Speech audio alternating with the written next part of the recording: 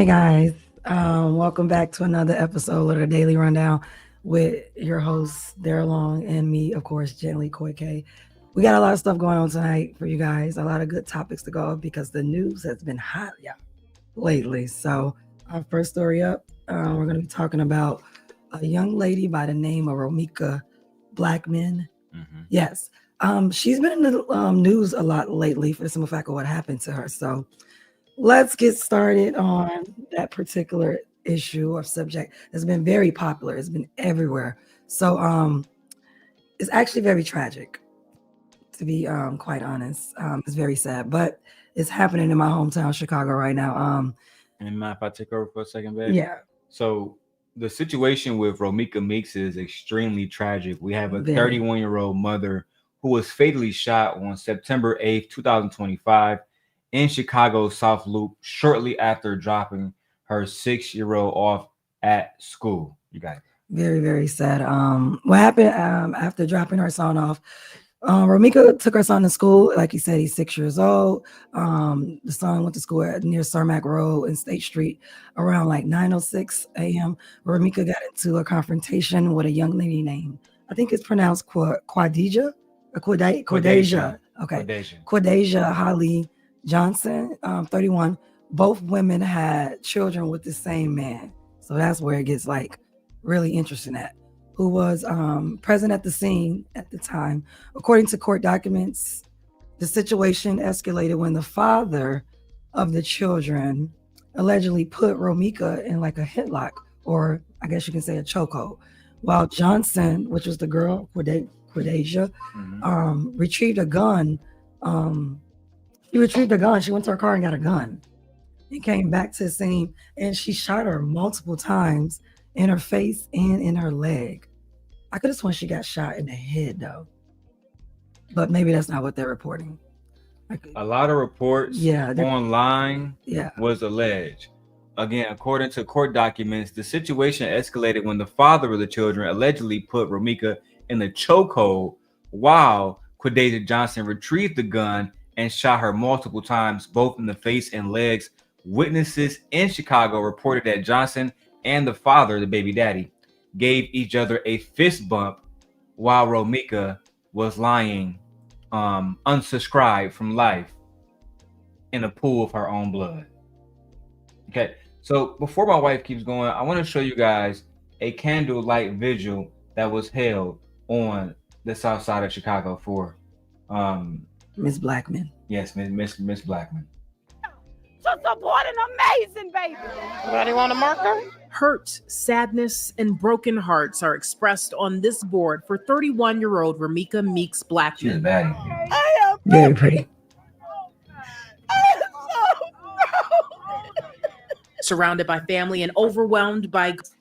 I'm personally... Oh, that's heartbreaking. It is.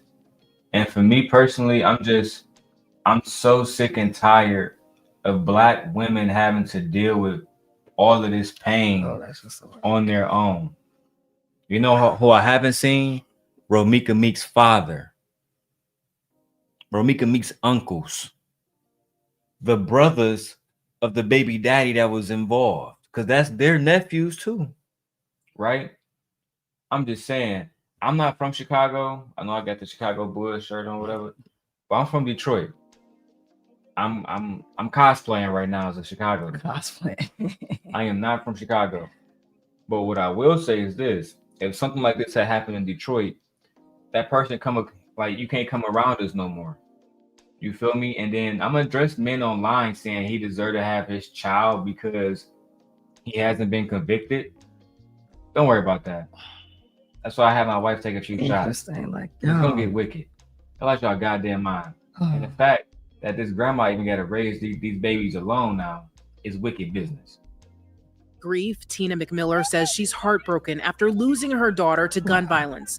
Friday night, many gathered in Inglewood to remember a woman who was loved by many. The love she showed everybody. Y'all showed it all. On Monday, Meeks-Blackmon had just dropped off her son at school near Cermak Road and State Street when police say the victim was involved in a physical altercation with another person. The offender then took out a gun and fired it, hitting Meeks-Blackmon in the face. She was rushed to Stroger Hospital, where she died. I ask that you give us strength. Give us strength, Father, for every one of us, because we're going to need it in this moment. Hundreds of pink, white, and silver balloons sit outside of Inglewood STEM High School. Her mother said she was a kind, loving, and sweet mother. Now she's left with raising her grandson. I need y'all to pray for my baby. Yeah, we will. We got him. He has shut down. He don't want to be around nobody. Chicago police say the person taken into custody after the fatal shooting has been released without charges. Her family is eagerly seeking justice. Up until recently, these individuals have been free. Walking around. They thought that they was about to get away. Yes. No. You're not about to get away with this. Shout out to our brother Kills in the chat. He said, yeah, you know they got a documentary about Diddy. Yeah, me and my wife gonna be covering that.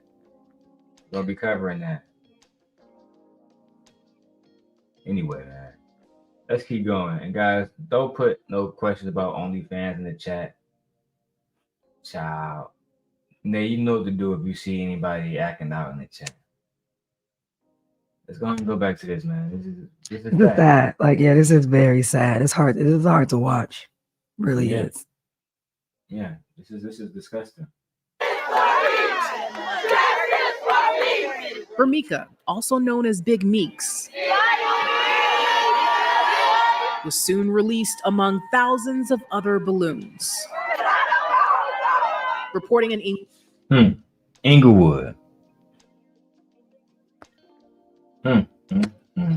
Now, first thing first, when we're talking about the Romeka Meeks situation, we have to discuss the aftermath of the story. Now, Quadasia Johnson was initially detained by Chicago police, but she was released without charges due to what prosecutors cited as insufficient evidence during her time of arrest. Yeah. This caused outrage from Romeka's family, who demanded justice, and her mother, who we saw in the clip, Tina McMiller. Yeah, McMiller is now raising Romeka's son. This is confirmed. Before we go into our recent developments, babe, about Quadasia Johnson being arrested in a city called Des Plaines, they finally caught her. Plaines. Yeah, so I guess that's how you pronounce it. They were looking for the young lady in Chicago, and they found her in a city called Des Plaines. Des Plaines. Des Plaines. Yeah, Des Plaines. And she was charged with first-degree murder. Yeah, they did. I didn't think they was gonna charge her with first-degree murder though, but they did. That was very shocking. I was shocked when I read that. She appeared in court and was ordered to remain in custody, and on her next court date is going to be December 23rd. So 2 days before Christmas. And don't forget, she's 7 weeks pregnant right now. And she was asking for lenience, and they don't care. They said, no, they don't care. We're going to keep you inside the prison, girl. They don't care. Now, we do have, I think the young man's name is Carlos. The father at the center Smith. So, I think it is Carlos. Yep, Carlos Smith.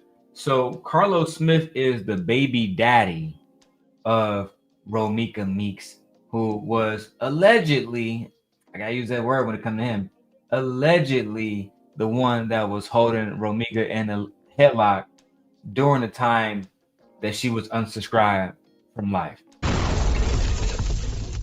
Her own baby daddy. The man that she chose to give a, you know what? Because it's not her fault. He did an interview recently after his other baby mama / girlfriend / the love of his life was arrested for first-degree murder with his other baby still inside her. Yes, we're talking about Quadasia Johnson and her boyfriend, Carlos Smith.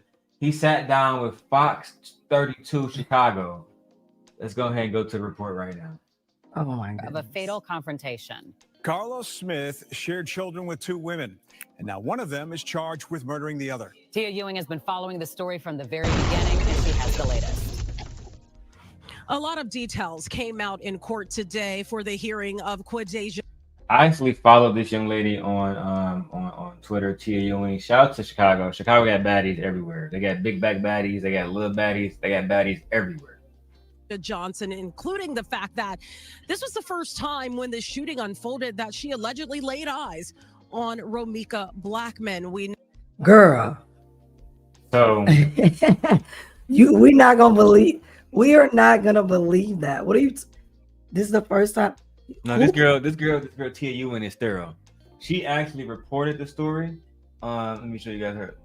She actually reported the story and has been covering it more than anybody else. And actually, she actually like I said, when she was in direct contact with the prosecutor's office as far as being the #1 media person to be involved. Like when they contacted somebody in the media, they contacted her. So I watched her podcast. So I'm not gonna go over that tonight because it's actually very long, but she had a podcast where she broke this down. Obviously, we're not giving up, not putting her job in jeopardy, but talking about it with as much, clarity as she possibly could. But no, according to her, yes, they had words online and over the phone, but they had never saw each other ever. The very first time they did was that situation. I don't believe that. I don't believe that. For this woman to like take another woman's life, that's not over a woman that you've never seen before. I think that it was so much animosity, and it was probably because of the man. He probably was telling her shit because of that him. wasn't exactly not people tell one side of the story type shit. And Khadijah was a woman that took the guy's side and decided to be what they call in Chicago, ride or dies, bend for your man. He ain't gonna do me like this. I'm better than you. Now she took all of that up, and that's why you sitting on trial for she was, but more importantly, she was a legal gun owner. So she was comfortable with her firearm, extremely comfortable. And she had a legal FOI card, is what they call it here. So technically, actually having the firearm, she wouldn't get any trouble. But that's not what it's the reason why she used it, how she used it. Yeah, that's the part. Et cetera, et cetera. It's the nuances, and that's why she getting charged with first-degree murder. But according to Tia Ewing, the prosecutors and the police couldn't connect these two ever. And this is Chicago is a big city. Cameras everywhere. You know this. Cameras all over on street lights everywhere. I mean, they couldn't put these two together, except for that day. They do get their phone calls and text messages. That's fine. Yeah. So they definitely was on some violent shit. Let's go back to the video. Know that she and Romeka Blackmon, they both have children by the same man. And for the very first time, we are hearing from Carlos Smith. He was the man on the scene when this tragic shooting unfolded. So a lot of information came out in court today. Please. Witnesses saying what they saw, but look at this man, a demon, soulless. Look at him. Does he look like he's like sad or anything? This is a straight act. It is also the face of a man who knows, like, damn, I'm in trouble. You know, some bullshit. Yeah. Shaking his head. This is how little that Chicago news media care for you, because they didn't even sit down with you. They caught you out on the street. They caught you good? No respect. They have no respect for you, bro. They know you going to jail. Yeah, they have no respect for you, bro. Caught you out on the street. Let's hear this sob story, the lie he about to tell. And truth be told, I wouldn't want to be seen with you. Truth be told. If it's alleged, but you better pray. When I say pray, you should be dropping on your knees on a daily basis, praying to God that somebody that actually was there, because everybody pull out their phones nowadays. Somebody got that footage. Oh, they got video of it. And one moment is going to happen in your life very soon where somebody is going to be offered money for set footage. When that happens, you're fucked. It's out there. They're going to find it. Yeah. They're going to find it, bro. You're going to be fucked. Literally. Potentially. What do they call it? Get accomplice in a crime? What they say? It'd be like accomplice because it wouldn't be conspiracy. I mean, yeah, because it'd be he would be an accomplice. Yeah. You're in a situation, bro, where you did some violent shit, and then instead of I said you should have turned yourself in. The judge would have been like, okay, cool. He was remorseful. Are you on TV lying? Let's keep going. You were there. What's your reaction to what you heard came out in court today? When I heard it, I'm just looking. You know, it was unbelievable, but I was there, and I know for a fact none of that happened. How they just explained it, but my truth will get out here, and I hope everybody understand. That's really it. I can't even say too much right now. He sounds just like the father that let his kids freeze and die in the cold. Remember they did an interview with him and he was outside too. So frustrated with this nigga. Oh, I'm just so like, what they said in the court didn't come. What did they say was wrong? Let me tell you why I'm frustrated with him. Because instead of you, like, let's say if you're gonna lie, be a good liar. At least refute what they're alleging. You ain't said. Clearly, you were there when someone died. Someone who was unarmed. So you're already fucked, right? No matter what lie come out your mouth, you're fucked. Yeah. And they're gonna call him to the stand too. He's gonna be. You are a man and a woman fighting a 5'2", 5'3" woman to the point where y'all had to get the bang bang. Listen. The only thing you should have been doing is being extremely tactful right now. No lawyer, no representation. Like, that's what I'm saying. He can't have a lawyer. Yeah, he can't have a lawyer. Because a lawyer would have told you not to do this. That's what I would have said. Do y'all have any proof that any of this even happened? The way that shit happened? That's the first thing I would ask.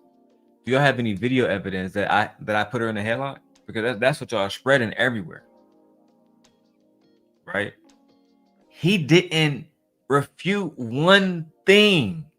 He said it didn't. What did he say? It didn't come out. It didn't happen the way they said it happened. Yeah. So how did it happen, sir? Like, right. You saying it didn't happen the way they said it did. You saying well, it didn't happen the way y'all saying it happened. Somebody's dead, sir. That happened. Your pregnant baby mama is in jail for murder. And your other baby mama. And if you know the truth that can lead to her innocence, you not gonna spread that just because you can't talk right now. You gotta wait to hear your truth. And while we waiting, Kadasia Johnson is pregnant in Chicago jail. 26 in California. She on 26 in California right now. That's where everybody go. So you know it's serious. And you know they're not. Can you imagine how they treating her in that bitch? Oh yeah. Oh, the women are mad. It's not like the jails. The jails, that's all they do is wake up. When I was in jail, we wake up at 6 in the morning. The first thing you do is watch the news. Ain't no cartoons on, ain't no sports on. And you know, the first thing they probably saw, her face. Kadasia Johnson was arrested for doing some whole shit. It's like, how much animosity did you have towards this other woman that was there before you? Like what did she do so hard to you? They gotta have her in solitary. Oh, she has to be separated from. She gotta be put in solitary. Yeah. And it's not because it is her. She's pregnant. They don't. Yeah, but they don't care. You know, they don't care. You know that she pregnant women in jail. They gonna say justice for Romeka. Yeah. Like, cause she was innocent.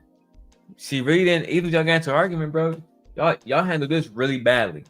In broad daylight in front of a school is dangerous. And you already know it's well lit out there. People are dropping their kids off. It's a fucking school. It's a school. It's a fucking school. They have police officers at all of them now. Literally. Let me keep going, man. He looked guilty.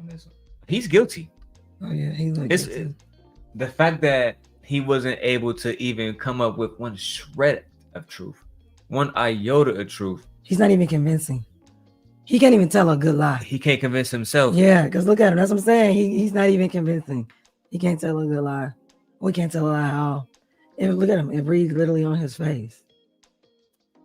He just lost his son, his baby mama, his other baby mama, and his potential child. If she's not careful in there, this man is Lord. Let me pray for these people, Lord. Jesus. No, you don't. All family involved, because this is a bad situation. Because he might have a mama that actually loved the baby, right? When men like do stuff like this, it impacts everybody. I mean, I agree with you. Yes. But what if the baby is born? You think he finna take custody of that child? Even more reason why we gotta pray for these people, because this is gonna be a situation they're gonna be dealing with. I was gonna say the next 10 years. If she's convicted, she's gonna have life in there. And then they're gonna get a baby to somebody, and it's not going to be him. It's not gonna be him. No. That's what I'm saying. Yeah. So that's what I'm saying.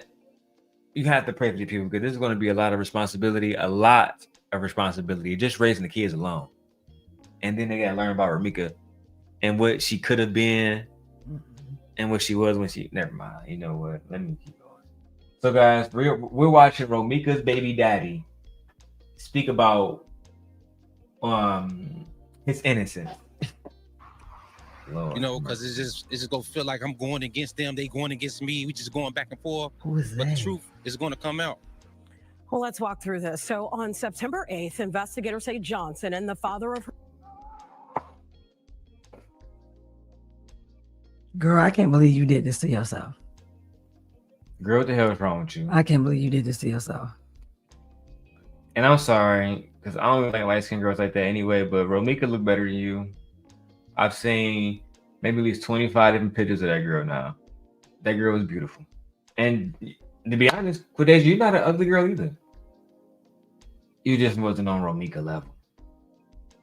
And deep down inside, you know that your nigga still want her. Yeah, I think he still had a thing for her. That's why would you be like so upset and so mad or arguing? Like, did they say what the text messages is about? Like, what were y'all arguing about? They haven't disclosed text messages. That's what I'm saying. The trial begins on the 23rd. Oh, you know all that's gonna come out. Yes. Oh, all that's gonna come out. I can't wait. Naziah Harris trial start tomorrow with the man that raped her or whatever.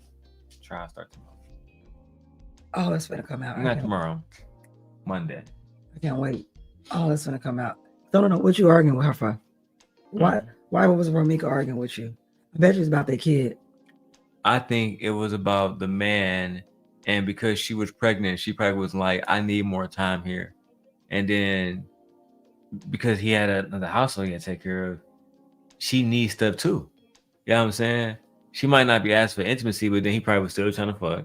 Yeah. Because he wasn't married to this girl, and she's pregnant, which means he was busting the center, having his way, not giving a single fuck. And now, let me see. Let me do a little fact check. How old is Quadeja?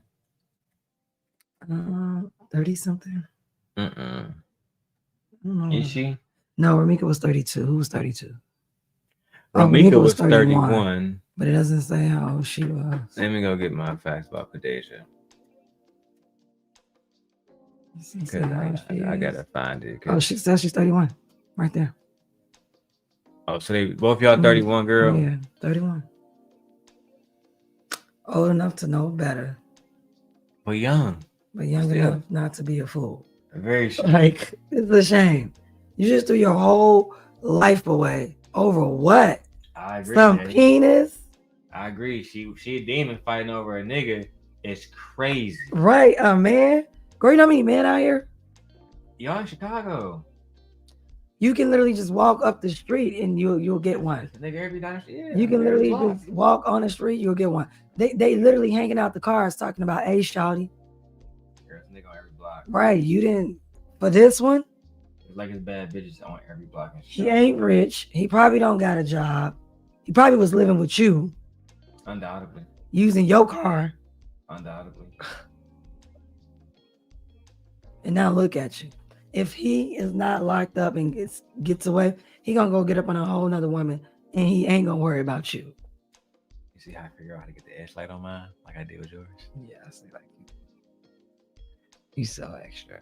Seem very happy about it. I'm always. Yeah. All right. But yeah. Let's go back to how Quadeja Holly Johnson ruined her own fucking life. in her child's life who's never going to know her mother outside of jail walls, because she gonna get convicted. She got another child though too, I believe. That's what I'm saying. Yeah, see. I don't forget me for saying that. I'm just saying that in jail is not the healthiest place to grow an embryo. That's all I'm gonna say. Yeah. I'll leave that there. Her child were near his home. They drove Johnson to 20 West Cermak, where her car was parked. They placed their 6-month-old into Johnson's car in the back seat. Around the same time, Blackmon had just dropped off her son at a nearby school and drove back to the area where Johnson and the father of her son at a nearby school and drove back to the area. She was literally a natural beauty. Now, yeah, sure, she got the makeup on in here. Blackmon had just dropped off her son at a nearby school and drove back to the area. Well, in this one, she didn't. And she was literally a beautiful girl. No bullshit. This is a very sad case. What do they mean, Johnson? Wait a minute. What did they say? They said Quadesia drove the drive. Right, that story don't even make no sense. All right. Have you seen my vape, babe? No. Okay. Keep going, but that story don't even make any sense to me. I'm gonna go back and rewind it because I was trying to make the point that I think that she was jealous, Quadesia. But let's go. Were near his home. They drove Johnson to 20 West Cermak, where her car was parked. They placed their 6-month-old into Johnson's car in the back seat. Around the same time, Blackmon had just dropped off her son at a nearby school and drove back to the area where Johnson and the father were. Witnesses told police the women argued. They reported the father pushing Johnson away and Blackmon standing with her arms crossed. They say he then slammed a car door on Blackmon and also put her in a chokehold. Prosecutors say Johnson broke free, and that is when, or I should say Blackmon broke free, and that is when Blackmon was shot once, and then that's when they say Johnson paused, then fired 2 more times. Police recovered 3. Sounds like Johnson was the aggressor, if she was there, but I don't believe the story. So you want me to believe that you drove her to where her car was parked, and that car just so happened to be in the same vicinity as, no. Y'all knew what school that child went to, and y'all showed up at that school. That don't even make any sense. So Romeka dropped her son off. What she know, but we know. Right. But she said that this is the story. So the reporter, this is the story that they gave. So you want me to believe that y'all got up that morning and y'all parked your car somewhere, wherever you parked it at. Conveniently. Right next to her shit. But no, they said they went to go get her car, and then they said Romeka dropped her son off and then drove to where they were. Nah. Y'all came to where she was. Exactly. She didn't want nothing to do with y'all. And why would she? Why would she need to? She has a child with you already. She done had you. Why would she? And not just that. She also said that Carlos was like pushing Quadesia back. Remember they said she started being an aggressive one while Blackmon had her arms closed. Like, this is the story y'all giving. So how does a woman with her arms closed and then he has to hold you back? Yeah, this story don't make any sense. And she was a small woman from the sound of it, because when you look at pictures of her, she wasn't like she was thick as fuck or something like that. She was a small woman, pretty, but very small. Yeah, that story don't make any sense. Because it's a lie. Let's go. 9mm casings there at that scene. Johnson legally owned the gun and claimed self-defense. Prosecutors say Blackmon was unarmed. Her son turned 7 days after the shooting and is still asking to this very day, where is his mother? Carlos, maybe. Y'all gotta tell the truth. Yeah, y'all gotta tell him, yeah.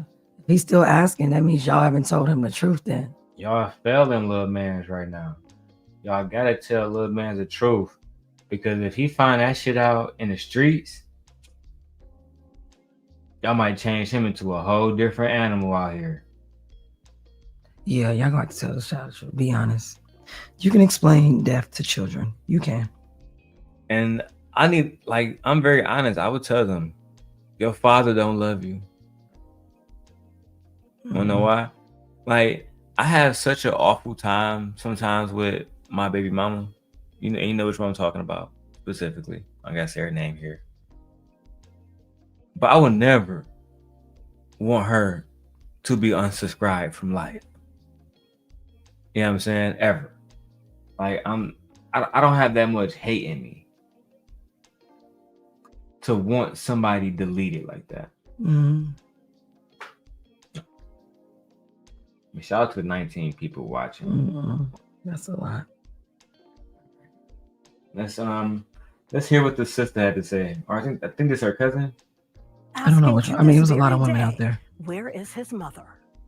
Carlos may be hurt for the rest of his life, but we make sure he see rainbows in his clouds. Okay? Nothing will ever change about that. There is nothing he needs that we cannot provide. He is perfectly well. He is happy. He is thriving. And even when he feels his lowest, we pull him out of it together like we do with each other. He a superstar like his mom, and he's going to show her better than he could tell her. As for Smith, he says he has not seen his son since the shooting. Hold on. The son that he has. He said even when he feels his lowest. Not a group of black women mourning together, coming through together. It's clear that they all got black and pink on, so they there on some uniformity type shit. What a black man at? Ain't not one there. But I thought black men love black women. I thought they support black women. I thought y'all told me that y'all protect black women. I don't see nothing of the sort. Not one black man. Ain't one black man out here. Not an uncle, not a cousin. I don't know if there's a brother involved, but not an uncle, not a cousin, not a brother, not a close male friend of the family, not a homie, like nobody. Nobody. Just all women. Like it is always. Every time. It's always with the women. But I thought black men come together. That's what they said. Please. We pull him out of it together like we do with each other. He a superstar like his mom, and he's going to show her better than he could tell her. As for Smith, he says he has not seen his son since the shooting unfolded. The son that he has with Romeka Blackmon. We did learn today that Quadasia Johnson is 7 weeks pregnant. She did ask for leniency from the court, hoping that she would be able to attend her trial going back and forth from home. We do know the judge did not allow that. As for her, girl, your ass crazy. She will be back in a courtroom come December 23rd. From the Greater Grand Crossing neighborhood, Tia Ewing, Fox Chicago. Girl, did you really think they was gonna let you out? Girl, no. Only on 7. Her ass cooked. Girl, you thought they was gonna let you out? No, they are not giving you any leniency. But I'm pregnant. We don't care. And what the fuck they gotta do with that? Right. We don't care. And I don't care about you not seeing your son. I got a feeling in my mind, you probably never saw him even when his mother was alive. What you mean? I don't think he spent time with him, even his mother's alive. So you think that the baby daddy only really was around because he wanted to fuck on Romeka? I'm not saying that, but I'm just saying, like, I'm just saying I don't think he was around. This thing, my child, whatever like that. Your child ain't even asking about you, bro. That's because you're not around. No, not around at all. Yeah. I'm complete bullshit. Yeah. All right. I see you guys over there chilling. Let's get to the next topic. That's the next topic. My wife go to sleep over here on it. Look at her, tired. No, it isn't that I'm losing my voice and my throat and stuff. I should have got like a medicine ball from Starbucks to help, like, you don't say it's getting cold out here. Throat. And we only wear quarter zips around here. Oh my God. I don't want to hear it. All right. So, did I have anything else on Romeka Black? I have more content, but I just don't feel like doing it all tonight on this. But because me and my wife, we started late as shit. I gotta work in the morning. Yeah, you gotta work in the morning. I don't have to. I might not even do the whole Pearl Lapeef debate. Oh my God. I know, right? It's like on the it's just. I'm gonna give you like 10 minutes. A bad taste in my brain, like First, I want to cover the whole situation with Meg The Stallion, and let me go ahead and where is it at?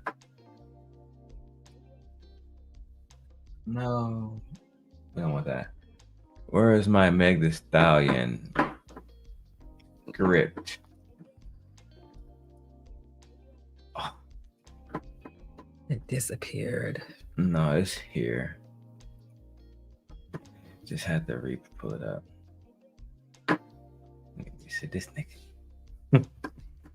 All right, man. I got the notes from my wife. As you can see, they are thorough. I'm looking. And they include images and everything. It's nice. I can't believe the people, they really be drawing these cartoons in the courts like that. Yes. They be wild.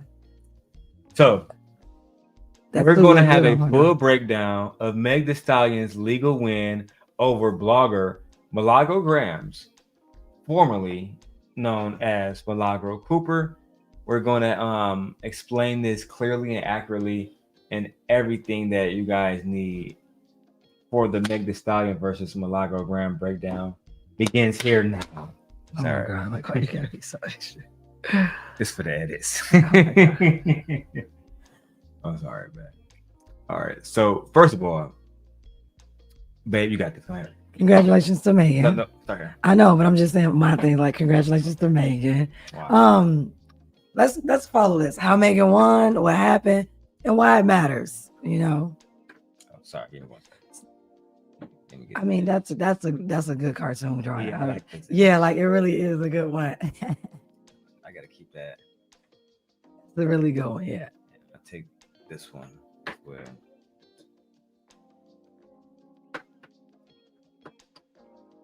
Yeah, that was a really good, right? Yeah, that was good. And then the cartoon one. That one cartoon was brilliant. Yeah, I need to airdrop this really quickly, and then you can press on. I gotta spell my name wrong here. Can't even spell your own name right. God damn. I be doing so much stuff over here, and my wife just be being patient. She ain't got no choice though, you know what I'm saying? I get ultimate submission. You don't get shit. You about to get embarrassed. Nigga. On YouTube. Get clipped. Yeah, all right, back. All right. You are up. All right, you can talk about Meg The Stallion now. Okay. All right, so like again, congratulations to Megan Thee Stallion for winning. The core of the case, like Megan Thee Stallion filed a lawsuit against Milagro Gramz, a blogger and vocal Tory Lanez supporter, like real Tory Lanez supporter. She filed a lawsuit against Milagro Gramz for defamation, harassment, spreading dangerous misinformation online, inciting targeted abuse during and after the Tory Lanez trial as well. Milagro was one of the loudest voices pushing the narrative that Megan lied about, being pew. Megan won because the court agreed that Milagro's statements were not opinions, were presented as factual claims. Yeah, factual claims, and were proven false. And the case really, what was it? Okay, yeah. And the case really took a toll on her emotional. Basically, the case caused emotional. It caused reputational harm. Yeah, to Megan. So yes. It caused reputational harm, and it ruined her reputation because people was basically. Really? Did you think her reputation was like ruined? To some people, yes. I don't really know if her reputation was ruined. I think a lot of people didn't like the fact that, she lied in the very beginning. But did it like ruin her reputation? Like she's still making money. I feel like she's still winning. I feel like she's still getting invited. If a man constantly lied to you in the beginning, would you trust him later on? Careful this court. Oh no, I mean I don't know. So why should we trust Megan now? I feel like outside of us loving her music, why should we trust her? I feel like people make mistakes, but you said a man constantly lying. That's the only lie that we caught her in. And also she came out and admitted it and then told us why. Most men don't admit that they lied. And they continue to live in their lies. All right, so before I play part of the video that I have, I want to talk about what Milagro actually did online. So for one, Milagro repeatedly accused Megan of lying about being shot, which clearly she was. There was literally bullet fragments that was removed from her foot. Doctors confirmed.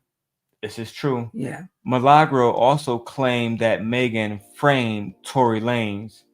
And despite many people being suspicious of this case, there is no actual facts or data or evidence that points that Meg The Stallion framed anyone ever.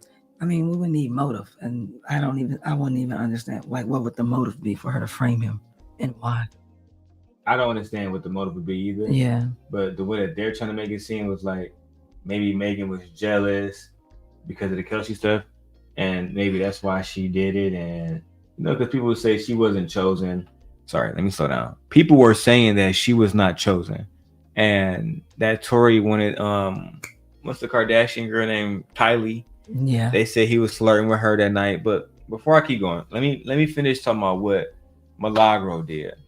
She also allowed her media and her YouTube journalism to cast doubt on Megan medical evidence, which means she did everything she could to suppress it. Then, with that same platform, she promoted conspiracy theories about Meg The Stallion and ultimately tried to paint Megan as a violent liar. What was one of the good conspiracy theories that she said that people was like, yeah, she did it? That was real crafty because that was so many though.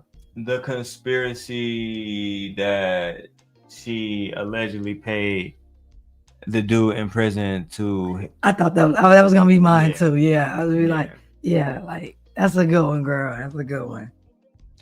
She ultimately also encouraged her audience to attack Meg The Stallion on social media. And this just wasn't, it wasn't like it was just YouTube. It was Twitter, Instagram, live streams, TikTok, you name it. And eventually, Megan Pete saw patterns. And these were not isolated posts.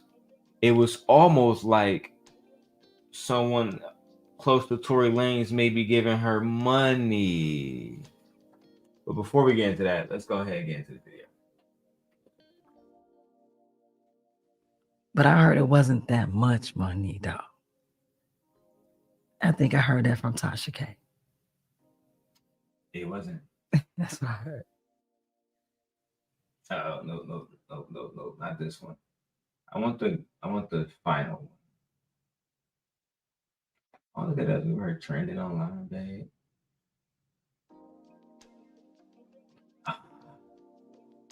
Oh my. No, it was the one where she walked out on the verdict that she had won.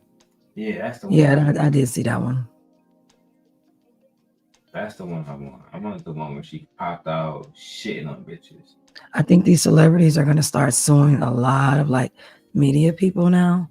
I think that's starting to be the new like trend.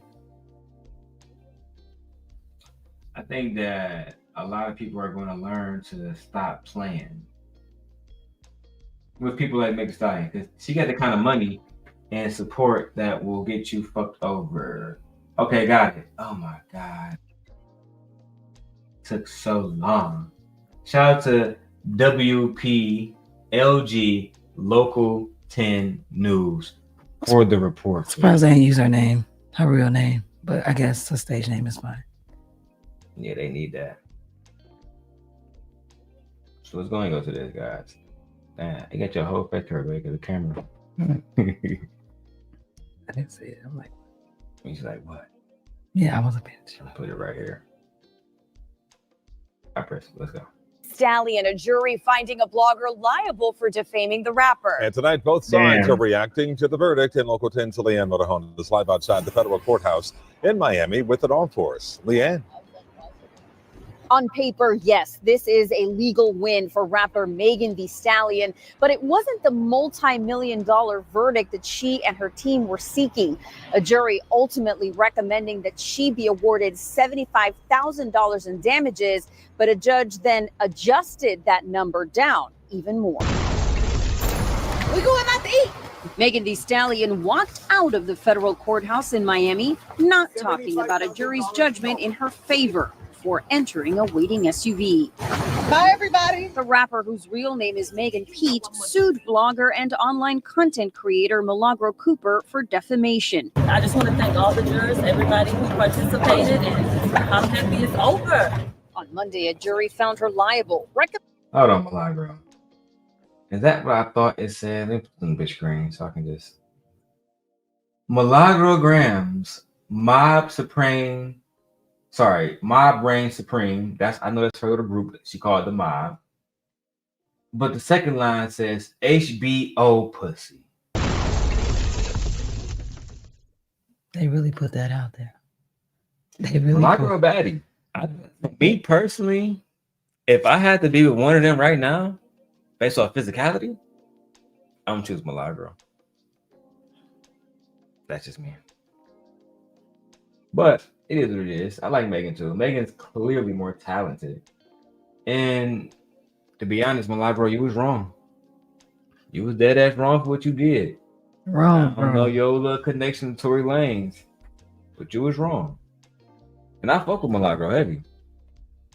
But she was wrong. You gotta just call out wrong when you see it.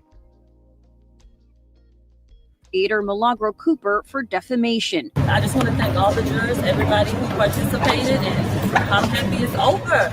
On Monday, a jury found her liable, recommending she pay Megan $75,000 in total damages. The judge then adjusting that figure down to $59,000. It wasn't a multi-million-dollar verdict, so I think that's a blessing. God is good through and through. Megan.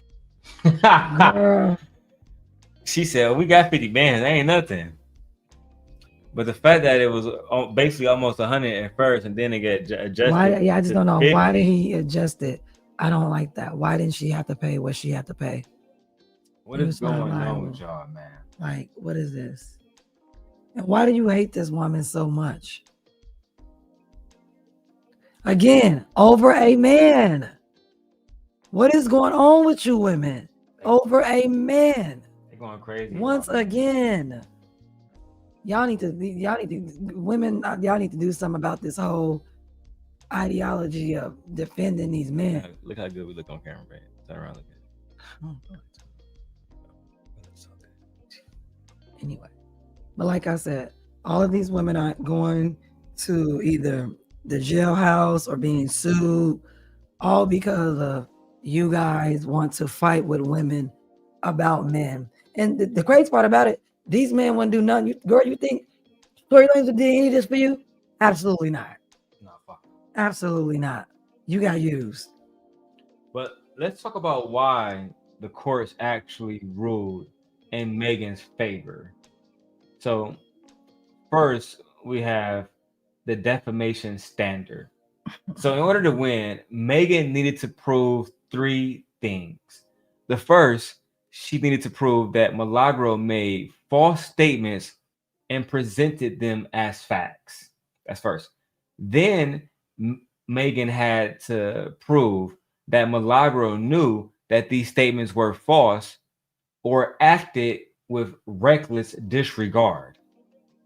And finally, Megan needed to prove that the lies caused her harm.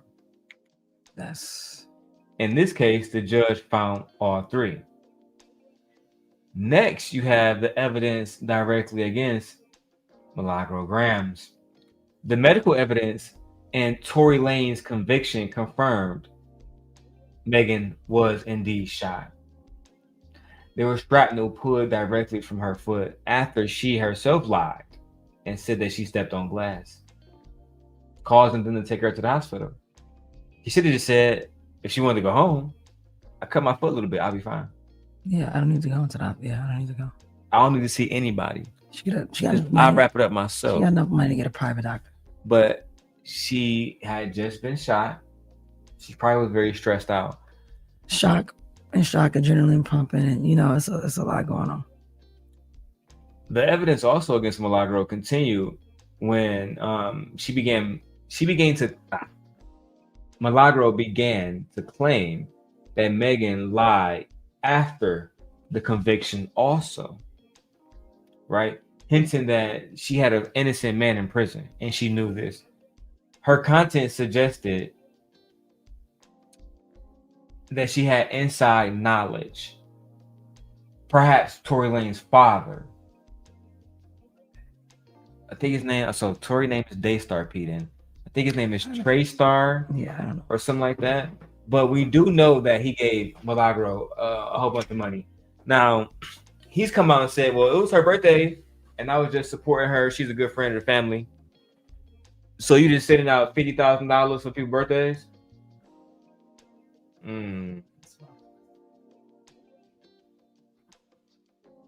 This one was less than that. But I know I forgot the amount of money, but I could have sworn it was less than that. Because I remember people online saying, girl, you did all that for this little bitty money. It wasn't even worth it. I remember that. And then Milagro's tone presented accusations as factual reporting and not just her opinion. She made it seem like she had done the footwork to actually to make sure the sources that she was about to present to the public had been confirmed. And clearly she did not. So it was so much evidence against her.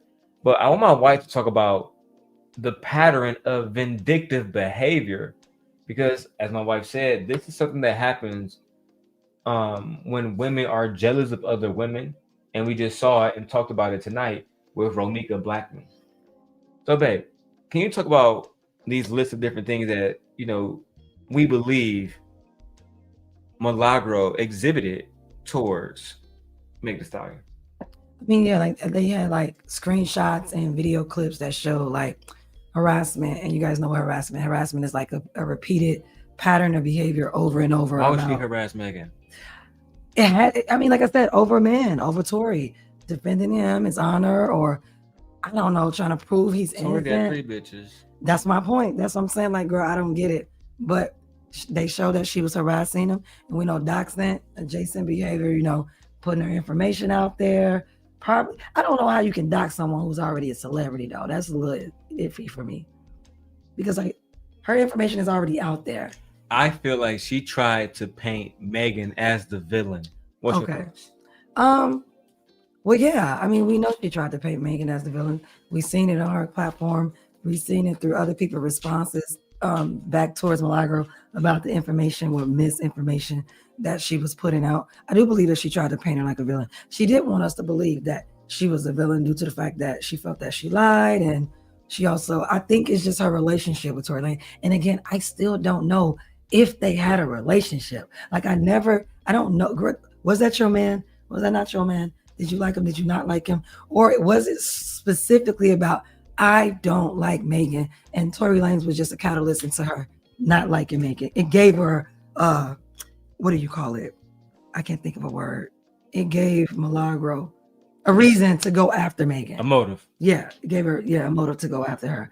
And do you believe that Milagro was, because the court has said that Milagro can be seen as a YouTube journalist, but do you believe that she did this to report the story? No. Or that she did this out of malicious intent? I don't believe that. I don't believe that she did this to report a story at all. I honestly believe that she don't like Megan. Because we've seen journalists and plenty of people who are journalists report stories on people, and they're unbiased. They don't put their feelings and opinions into it. We watching the news every night. The news just reports it. She didn't just report it. She put her opinion in it. She tried people to make it seem like it was factual. She wanted people to believe her. And she kept going after this woman day in and day out, day in and day out. Ridiculous. Like she was like literally like relentless. Like she got her claws on Megan. It was ridiculous. And I just don't know why all the animosity towards this woman. Let's find out. His accusations against Cooper tie back to the trial of rapper Tory Lanez, who was convicted in 2022 of shooting Megan in the foot. Megan sued Cooper for defamation, accusing her of working with Lanez and his associates to accuse her of lying on the stand at his trial. They also said Cooper promoted a deepfake sex video of Megan to her online followers and intentionally caused her emotional distress. We did everything we could to make sure that she got the best verdict possible. We respect the jury's verdict. There are still determination. Oh yeah, them boys happy with that little 57,000. They thought she was going to come away with like Tasha K and Cardi B. Woo, let's see the rest. The judge must make that could affect how much money Megan actually gets. Among them, whether Cooper qualifies for protections offered to, quote, media defendants, which require notice to be given prior to the filing of a lawsuit. The jury found Cooper was, in fact, a media defendant, but Megan's attorneys never gave her notice prior to suing. They say they had. I don't believe that. I want me to believe that she was the. I believe it. You know why? Because these court motherfuckers, I don't say that people don't lie in court, but something like processors just doing their fucking job. I believe that. I don't know. I don't believe it.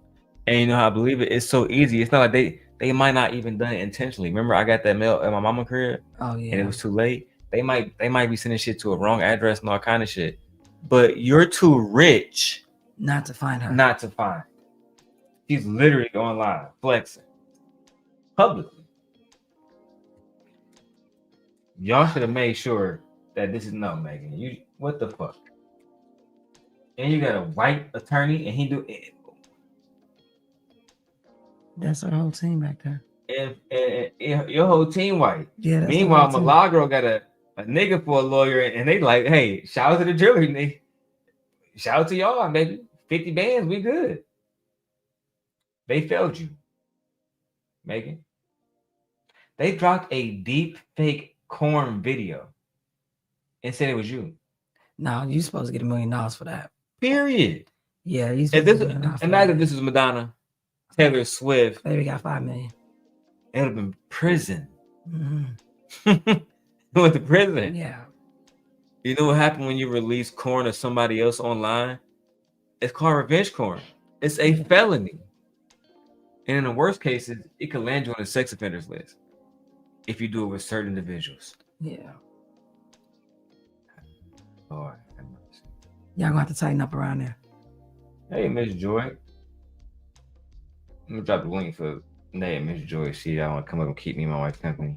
Before we get into the main topic, let's finish up Megan Pete. Have no regrets in the handling of the case. The judge will deal with that, but there was no mistakes. So once the judge makes a final determination on whether or not Milagro Cooper qualifies as a media defendant, that could then adjust the judgment figure. We could also learn at a later date whether or not Megan The Stallion is entitled to have her attorney's fees paid. As for Cooper, her team is planning to appeal. Reporting live in downtown Miami, Leanne Morejón. Yo, what, girl? Appealing the case that you basically won is diabolical. It's fucking arrogant. She didn't appeal. She talking about no Milagro's team talking about they're gonna. That's what I'm saying. Like yeah, but like, I'm still in the thought process that she basically won. $50,000 ain't shit for what she did. Like, girl, what are you appealing? Like if that was a black man who did this, that'd have been called a predator, all kind of shit. I mean, but she is disgusting. You literally created. She claimed that she didn't create the video. Yes, she did. Well, you know what? I didn't see the video nowhere else except her place. Right. The jury, they found you guilty, girl. The courts found you guilty. So you did. And Miss Joy says, have y'all spoken about that Pearl situation yet? Actually, we're on that segment of the show now. My wife take her sexy ass bit. You ain't doing nothing, girl, until you're done with this clip. Joe Jackson, Michael Jackson. No. Yeah. No, I ain't gonna get beat. I ain't gonna get ABC beat. Child, is equal to what? Hey. That nigga Joe was a baby. He was. He's so stupid. All right. I would ever do that to my wife. I love her that. Darrow said he loved her to death. All right. The topic that we're going to cover on the Lapeef segment these people again. Is black fatigue. I'm so tired of black people. Like, oh my God. Black fatigue. And y'all went to Lapeef and y'all brought Pearl along. They had a conversation about black fatigue. and pretty intellectual. I'm gonna say a few things, man. Because listen, the fact that black men and black women continue to surround themselves by people that hate black women, specifically black men who hate black women, and then white women like Pearl who are absolutely diabolical, show her true colors. Not even 4 or 5 years later, just 2 years later, bro. And ugly, don't forget, unattractive. Oh, very. She's the most. She looked worse in the mirror. She does look worse in the mirror. I'm not gonna watch this whole video, y'all. And Joy says, "Why talk with a white woman about black anything?" I don't know. You gotta ask Anton. Yeah, that's what they do. All right. Let me go ahead and put the subtitles on. Full screen this bitch. Let's get it popping. About that weak ass team. So don't turn this into first take, but we can do that. I'll Stephen A you real quick. Yeah, I don't know. Yeah, let me go ahead and put it on 1.5 too. I ain't trying to hear all the gibberish bullshit. About that, man, I don't know. Them boys is here, you heard? Okay. Let me skip to the first topic too. Got all this stuff going on here. These niggas. Jeez. Breathing. We just getting ready with us. Okay. Y'all trying to size folks up or something, y'all? I'm conserving my energy. I'm gonna need it. Absolutely. I'm relaxed. See if we can have an excellent, respectful show. Some healthy debates. Go ahead and open it up. Like the video, JR. Hey man, it's getting spooky. I just came across something called black fatigue. And basically, it's white Americans are sick of our shit. I got news for you. Black Americans are sick of your shit. Black people. Hold on. Not a black woman then found. Is this who I think it is? The Dominican Puerto Rican goddess. What's up, Miss Joy? Hey, Listen, girl. this man's name is Juan Valdez. Juan Valdez. He is not a black man. And he never will be a black man. Hey, Miss Joy. What's up, Miss Joy? Oh, okay. I didn't know if I was up here or not. I can't tell. Oh, you're up here. Oh, okay. Hey, y'all. How y'all doing? You're doing wonderful. How about yourself? All right. Listen, this was the first time I seen Miss Pearl like live speaking, honey, and I am just like dumbfounded. So go ahead with your video. I'll chime in when you're ready. All right. I appreciate you and Rooster for stopping by. All righty. Hey, Rooster. Cock-a-doodle-doo, baby. It is what it is.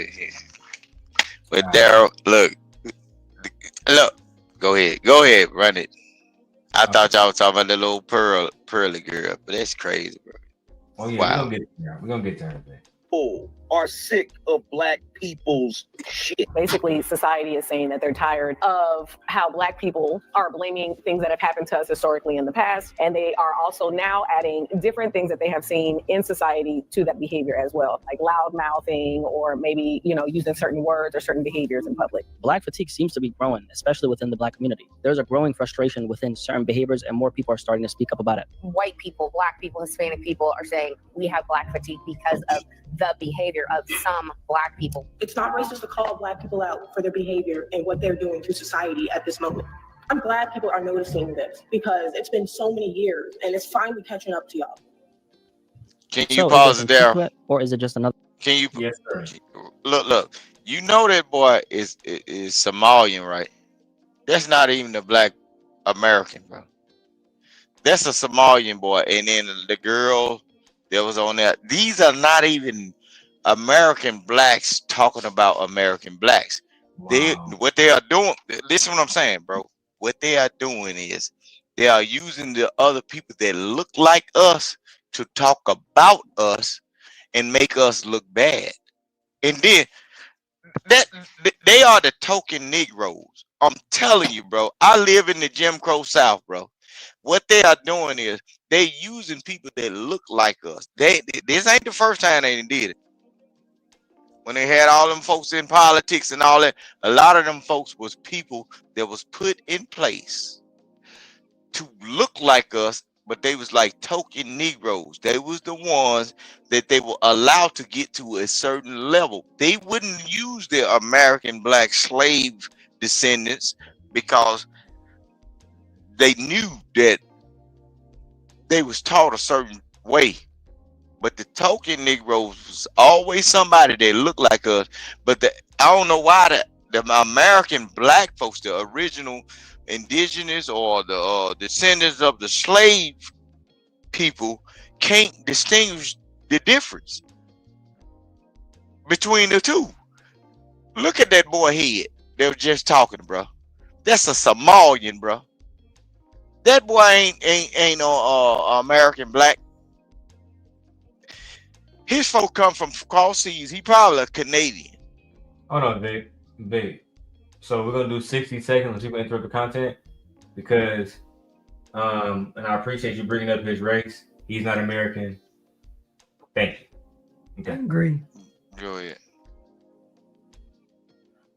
Form of racism, and how come so many black people are starting to speak up about this now? Either way, we got a lot to talk about today. Now, black fatigue is a growing term in the social media world, a phrase that's meant to explain a rising frustration, dissatisfaction, and even resentment towards a small portion of the black community and some of the dysfunctional behaviors that are increasingly being called out. But here's the thing, this isn't a new term. The phrase black fatigue was originally coined in 2020 by Mary Frances Winters, a black author from New York. She was inspired to explore the concept after hearing the same phrase come up again and again from black millennials. "I'm tired," they kept on saying. The exhaustion wasn't just physical. It ran deep, tied to emotion, history, and identity. In her book, Black Fatigue, How Racism Erodes the Mind, Body, and Spirit, she explains that the original meaning of the term was about the centuries-long toll of the systematic racism passed down through generations. Now, that was the original definition, but now the term has taken on a completely new meaning.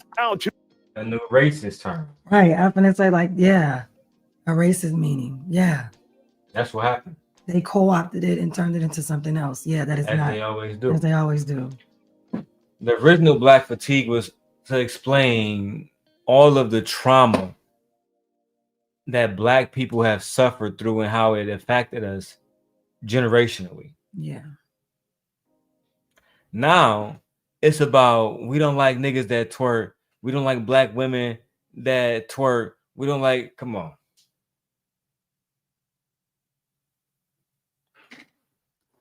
A lot of these behaviors white women exhibit every single day. Every single day. Not just them, other races of women do too. I agree. Let's see what Pearl got to say about this. To black fatigue, it has recently been turned into a feeling that some white and black people have who say they are damn tired of foolishness of some black people. It is a completely behavior-based issue. And when white people, black people, Hispanic people are saying we have black fatigue because of the behavior of some black people, we've all seen it. We all know what it is. It's everywhere. There are thousands of TikToks on it, posts all over X, YouTube videos, and even some mainstream outlets starting to cover it. I only started hearing about this term very recently, and at first I assumed it was mostly coming from people outside the black community. But to my surprise, a large portion of the conversation is actually being led by black people. And that's when I knew that I had to do my own research by looking into this and sharing my take on it with you. Many of the most viral TikToks on this topics are coming from within the community itself. Black fatigue is real. Everybody is tired of black people, but it's two specific types of black people that everyone is tired of. Number one, everybody is tired of loud. Now, I'm not going to play Rob Smith and say that he represents the black community. Not Rob Smith. He literally looks like the fucking black guy from the Boondocks that was selling out. Just because somebody has black skin doesn't mean they are a part of black. It doesn't mean that they are a part of our community. Yeah, just because somebody got black skin. That's not what that means. Crazy. Just because somebody has dark skin, it does not mean that they are a part of the black community. Doesn't mean that they love the black community. Doesn't mean that they know what is best for the black community or that they even want what's best for the black community. And when they say something about the black community, these people specifically, it's usually so they can impress whatever white people that they're trying to hang around. Indeed. Usually. That's all this shit ever be about. That's a fact.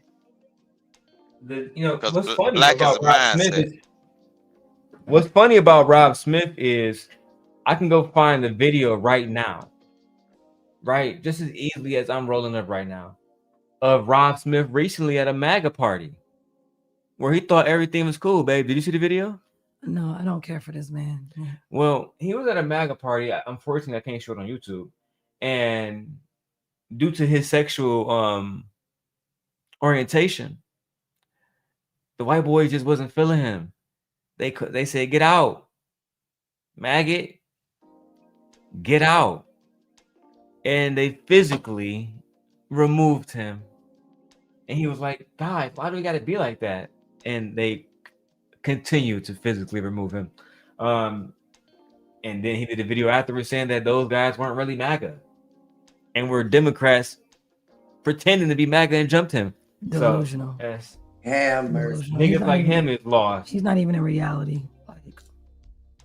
Yeah, see, that's a people don't know what true racism is. The people that's part of that a lot of the people that's a part of that real group that impose racism upon people, bro, they don't believe in that lifestyle. If you go to certain places in the United States, like prison or whatever, it's certain laws and rules that they stand on, and they being of that lifestyle is not one of them. It's a whole lot of them that sneak and do certain things, bro. But when they talk about, look, when you hear white folks talk about being a good Christian or whatever, and they are part of a certain group, bro, that lifestyle is not a part of it. And those usually be the real ones, bro. Y'all got to be careful, and they real dangerous now. So all this stuff talking about the alphabet community and certain people embracing it, no. The ones that are real racist people, they do not embrace that lifestyle. I'm telling you, it gets real dangerous. I hear you, Vic. That was good input. Let's keep going. Ghetto and ratchet and violent and mean and angry all the time. Everybody is tired of them. Nobody wants to deal with them. Even other black people do not want to deal with these people. You know when you see them in public, you know when they're going to give you attitude at the CVS. Everybody knows it and they want to avoid it. Oh yeah. All right, let's go ahead and kick it off, man. My first question I'm going to pose to the panel: when you hear black fatigue, what does it mean to you? Go ahead, Drew. I mean, I understood the original, definition of it. I think that was more in line, but it does sound like people are just annoyed with, maybe being inundated with the complaints of the community. Like they said, they're kind of building on this new narrative. So I can't say I disagree wholeheartedly. There's some truth to that. It's fair to hear people out, but I know it's new. I'm sure we'll expound upon it, but that's what I have so far. This nigga weak. Did he answer? No, he did. Oh, okay. This nigga's weak. Truth table is weak. And black men like him is why we were slaves, because instead of him just flat out calling it what it is, I mean, listen, guys, we have to allow everyone to speak. That's what this country was built on. So, I mean, they simply are giving their opinions, and I feel like we should simply hear them out. I can smell and see a nigga that only date white women 1,000,000 miles away, my brother, and I can see it on you, undoubtedly. Somebody from my community would have said, nope, that was some racist shit, point blank, period.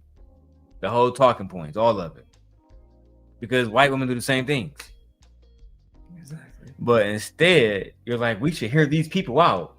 And y'all attitude is why Pearly was on Fatty channel going fucking stupid. Then the very next day, shitted on Jazz, shitted on Ali, shitted on Fatty, shitted on the black community. Then brought in all her white friends. Wow. Why? Too fucking. this woman that is under 30. Yes. And unattractive. It'd be different if she was fucking Megan Fox. Lord have mercy. Babe, get you some coffee. I wouldn't care really said nothing, if Trail. she was fine or not. You know? When I say I said I wouldn't care if she was fine or not. Under 30, I mean, she just doesn't have enough experience to be talking so much.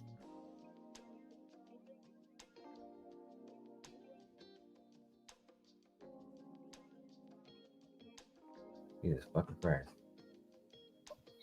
But I know it's new. I'm sure we'll expound upon it, but that's what I have so far. I like it. You ain't really said nothing, Trail. I mean, true. When I say, go ahead, Pearl. Miss Pearl. Okay, here you go. There you go. Can you hear me now? Yeah. Yes, ma'am. Okay. I don't say it like that. So it was a lot that was said in the video. I want to know what's on the video. I just want to know when you hear the word black fatigue, what does it mean to you? It means what Ms. Winters described it as. It's the erosion of our mind, body, and our spirit from systemic racism and daily microaggressions and lack of sustainable racial progress. So I don't like that they change terms that means something for us to focus on. It gives other races of people who may be ignorant or avoidant of our issues that they may have directly caused. To piggyback on it, ignorance is ignorance across all races of people. We all have degenerates of every race and culture. We don't respect or accept those. That's not the highlight of who we are, and I don't think that's what we need to focus on. Black fatigue is what it stands for and what it will always be, and that's what we need to focus on. Why are we physically, mentally, and emotionally exhausted? And let's not focus on the ignorance that they want to highlight. Everybody will be sick of that. That's obvious. Let's just stay on the foundation and build off of that. I land my plane. Pretty intellectual. I think that was a good answer. That was a great answer. That was a great answer. That was a great answer. She stood on business too. At the end of the day, yes, it means what it was supposed to mean, my nigga. Black people been going through a whole bunch of bullshit, and white people are responsible for it. Point blank, period. Indeed. She came through. Mm-hmm. Let's keep going. When you hear black fatigue, what does it mean to you? I mean, for me, it's the initial definition. It's Black people being sick and tired of always being classed in a box, whether it be in America or all across the world as a result of colonization and, white inferiority. But typical, as usual, white people have a habit of stealing our words. So just like woke, and just like thug, and just like ghetto, and just like all of these other words, they just have a habit of not being able to find words themselves. So they take words that we use to describe and explain our experiences, and then they try to steal it to be their own definitions of something that is not the original definition of the word. So I think that Black people should not allow them to again take the word just like they did woke. It has a definition. Like, for example, I have Karen fatigue, right? I do. Genuinely, I cannot stand seeing them crash out in Walmarts and Targets all across America. But somehow, we're not, we all have fatigue with the other race, but find your own word. You see how I just made that up? I didn't have to steal something that's within the white community and make it something it's not. So yeah, it's still the original definition for me. I like pretty intellectual, even though I had a run-in with her recently on Instagram and it wasn't pleasant. Because I just don't like when women, I hate when women have a bad experience with a man and then they go into this over generalized bullshit. But as I told her, I support her content because I believe she's intellectual. She's extremely smart, and she was right. Everything that she said so far is right. So what did JustPearlyThings say? Now, I haven't saw this content. I didn't watch Sharon's show when he covered it. I just been doing me. So let's watch a little bit of this, and I'm gonna go take my ass to bed. Okay. All right, go ahead, Miss Pearl. But Pearl. Thanks for having me, guys. So when I think of Black fatigue, I think that people are kind of sick of Black people's behavior and excuses for the behavior. And I would say some of the behavior is, this is not all Black people, as I always have to say with these kind of conversations, but I would say these are some of the things that people are fatigued of. Black people committing more crime, a lack of basic decorum, a lack of good faith, at times a lack of work ethic, basic manners, sexual behavior in public, dressing overly provocative, taking advantage of white people's good nature, gaslighting, attitude. I could give stories where personally, this has happened to me at work, in sports, in cities, and in friend groups.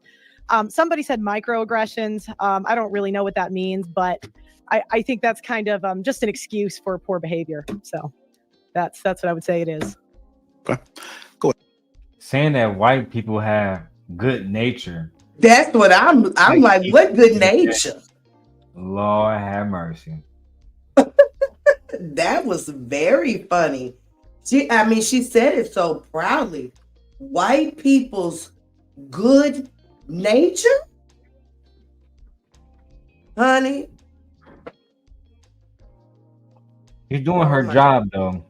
Like many of the highborn white ladies back in the day that was pedestalizing the Virgin Mary the whole time they was fucking an old ass king, right?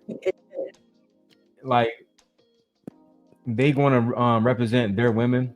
Yeah. Or at least they try to. They try to make it seem like all of them are just, the representation of God, right? And Jesus and Allah. And really, they like make up, I think, 78% of the sex industry.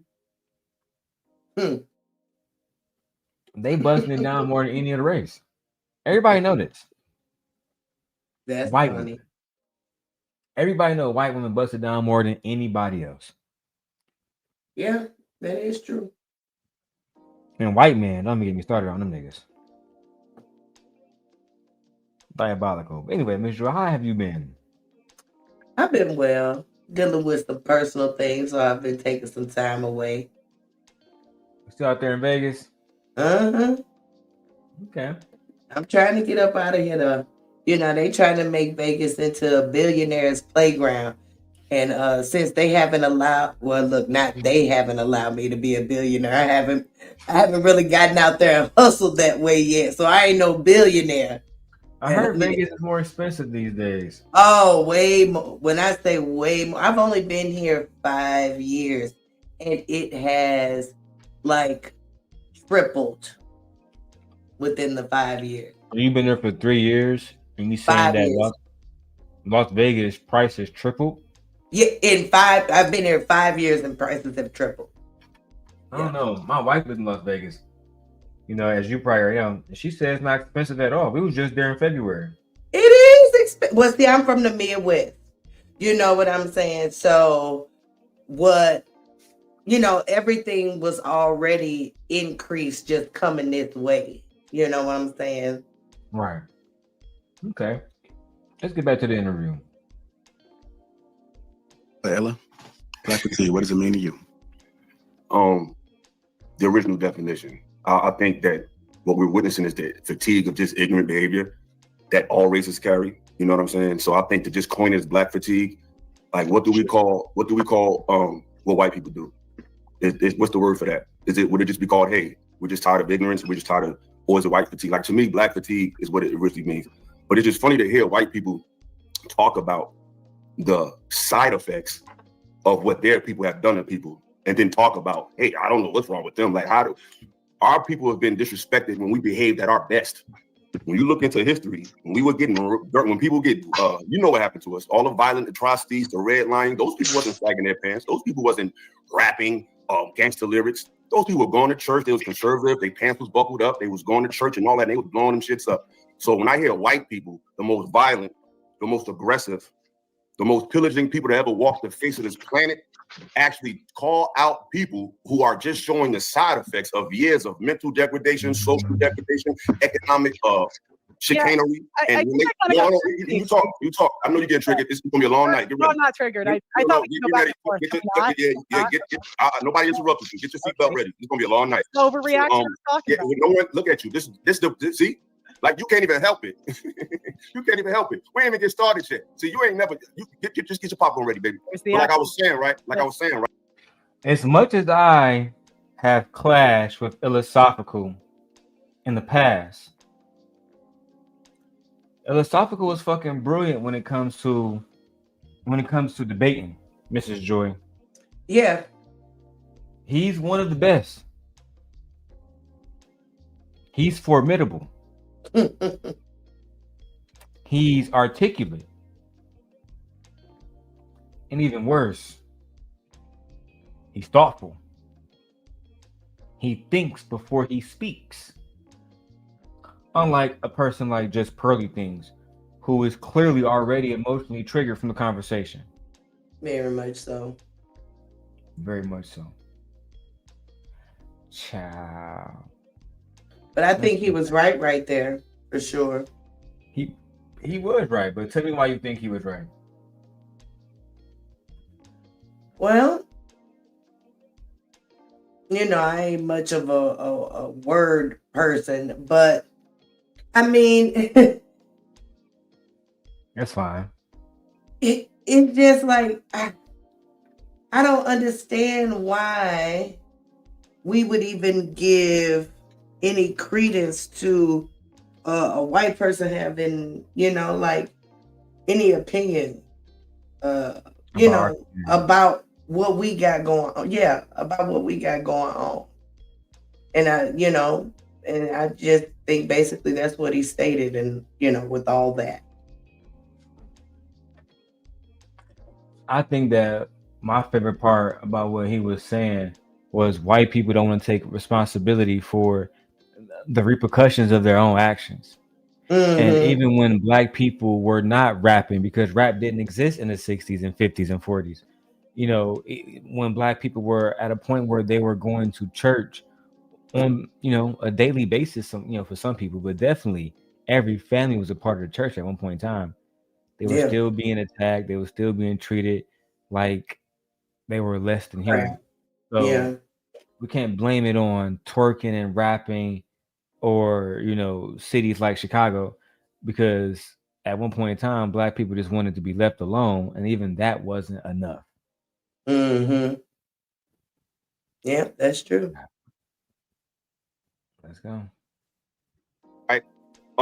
Because we got literature. We ain't gonna just talk from just our thoughts. I hope you got some literature on your side, Miss Pearl. Pearl. I hope you got some literature, because I'm not gonna just speak from my thoughts, my opinions. I'm gonna quote from literature. So what I'm saying is, I'm tired of ignorance of all races. But to hear white people go out their way to co-sign this, when most of black people's issues, whether it be the drug issue, whether it be their issues with relationships, whether it be their issues with economics, whether it be the hijacking of their arts and the hijacking of putting negative images as far as music. We don't control media. We don't control the major networks. So for anything black people to do that we do negatively to be broadcasted to the world has to be funded, co-signed, and endorsed by a European. So to hear these same people talk about the things they've done to these people, and then when they have the nerve to show the side effects of that, say, hey, I don't know what they're talking about, just shows you what we're dealing with. So black fatigue is no such thing as black fatigue. It's just the fatigue of just ignorance of American culture, and it's eroding black people because we've been attached to most of these atrocities the most. So excuse us for the fact that we don't want to talk to you like we used to. We don't want to be as gracious as we used to, because when our parents was and our grandparents was going to church and saying, yes, master, yes, boss, yeah, you would blow their heads off. There was a story of a man, and I'm gonna shut up. There's a story of a man, I forgot his name, but there was a story. I can tell you about what happened in my job today. But there was a story of a man, I think his name was Booker, I forgot his last name. This was in the 50s, not that long ago. So let's not act like history don't matter, because we celebrate 4th of July every year. We celebrate past the Civil War and 7 years ago, Ulysses Grant, all these old forefathers, we acknowledge them every year. So the history means a whole lot to this country. He worked at a restaurant for white people, and he said, hey, I try to do my best. I be nice. They call me the N-word. They talk to me crazy. I'm just trying to take care of my family. I'm trying to take care of my kids. At nighttime, I got my own restaurant, and I work it myself. So this man works for white people in the daytime in Mississippi, and at nighttime, he works at his own restaurant. So at that time, black people, we don't have, even now, but in the 50s, you think, who owns cameras? Who owns media networks? So we don't. So even the people who interviewed him was white. But guess what happened to that man? They killed him days later, just because he had the nerve to tell white people asked him, well, how white people treat you, just for him to get killed by white people. So I don't want to hear no white person talk about black fatigue. He got that story off the internet. Daryl, he What got story? that story off the internet. That story he's telling, I know that story. He got that story off the internet because they posted that story on the internet about a black man telling the world. They did an interview. He was telling the world how he interact with white folks. But they end up deleting that black man. That black man was from Greenwood, Mississippi. I know what he's talking about. See, look, a lot of these people getting a lot of this information off the internet, and they talking as if they are prominent in the black situation or whatever. But majority of these niggas is inner city Negroes. They northern Negroes. They don't even know the like. You couldn't drop half of these people that's talk all this black power shit off down in the real South. They'll be scratching and scraping and run back to the north. Because all at the same time, some of the shit that they talk about on the internet, it's black folks down here that don't want to hear it. You know what I'm saying? Because it ain't authentic. They getting it, they going all of these spaces on YouTube and they bringing up all of this trauma that they have not experienced.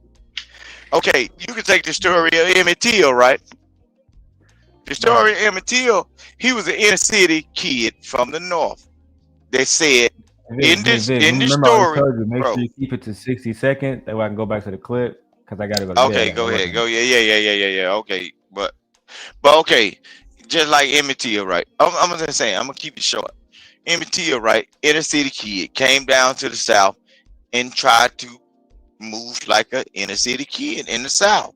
That was the story that was told, right? It don't happen like that down here.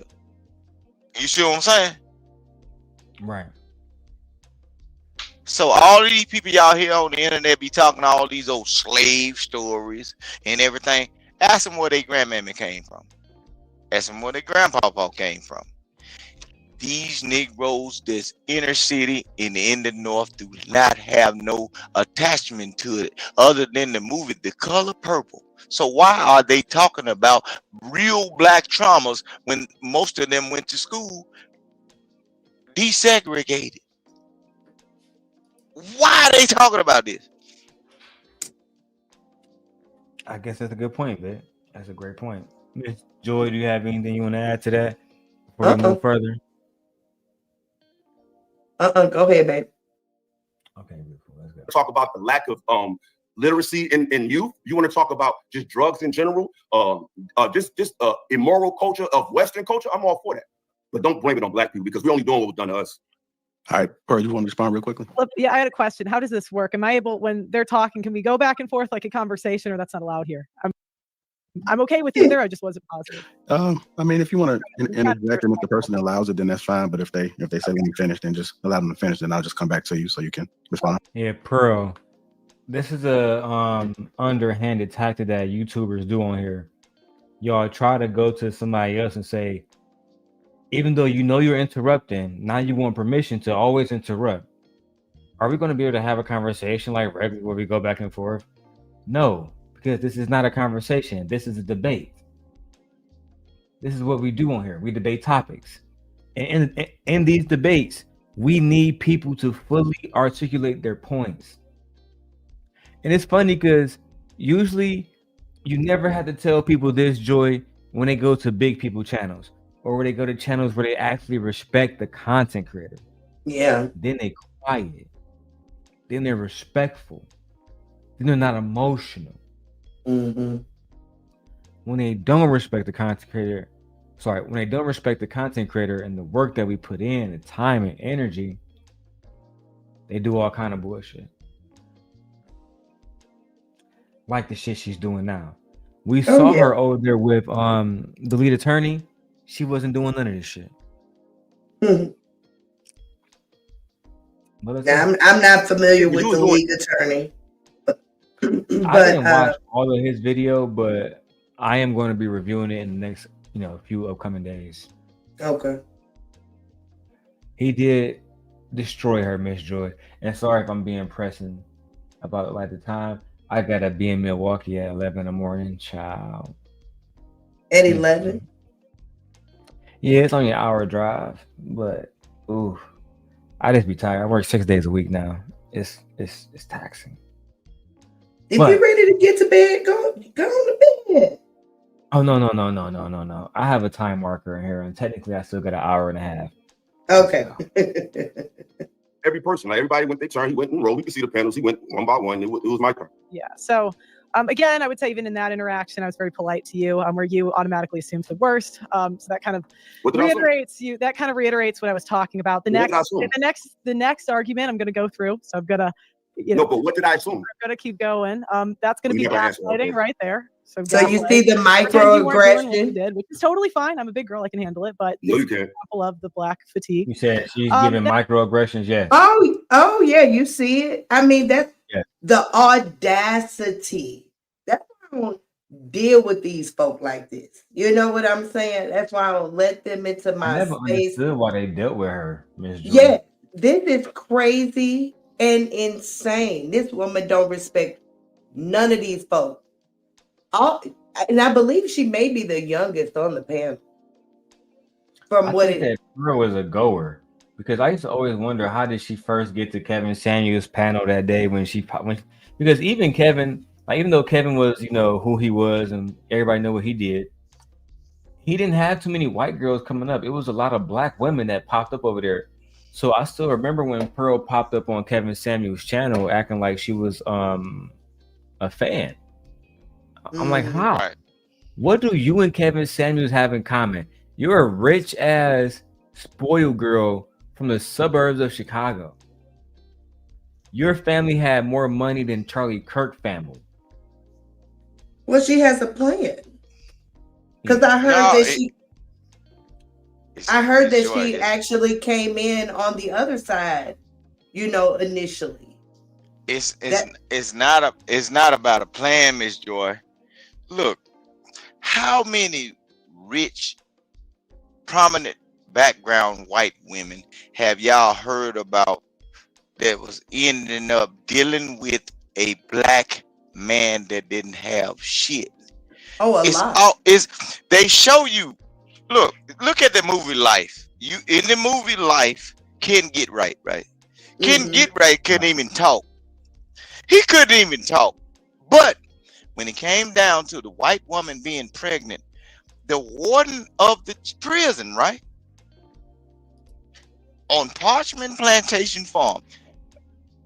Listen what I'm saying. When you deal with white folks that deal with plantations and farms, that means prominence.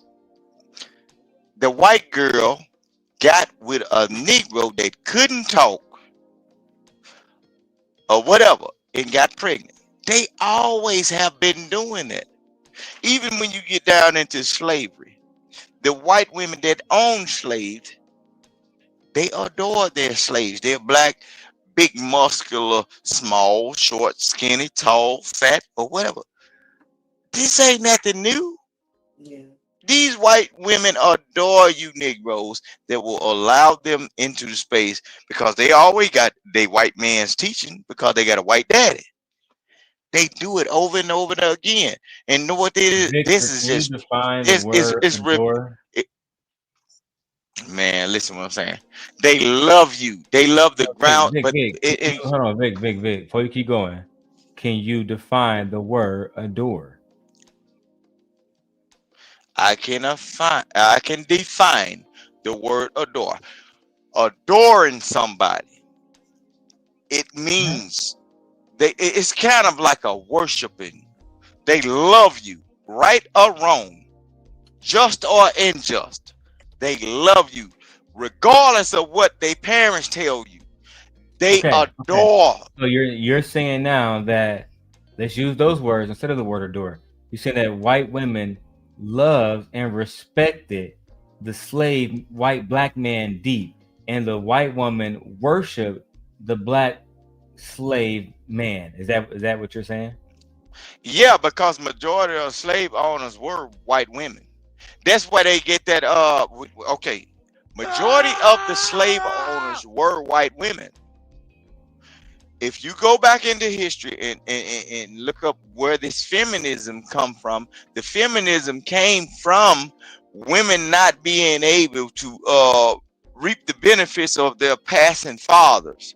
Their passing fathers could not pass the property down to their daughters, so they had to marry a successor. The successor would be probably a we broke changing topics Irish here, man. Vic, and we went talking about. No, I ain't changing. Go ahead. But I just know the history. I ain't finna get into it. But go ahead. Yeah. No, let's stick to only what's said or talked about in the video only.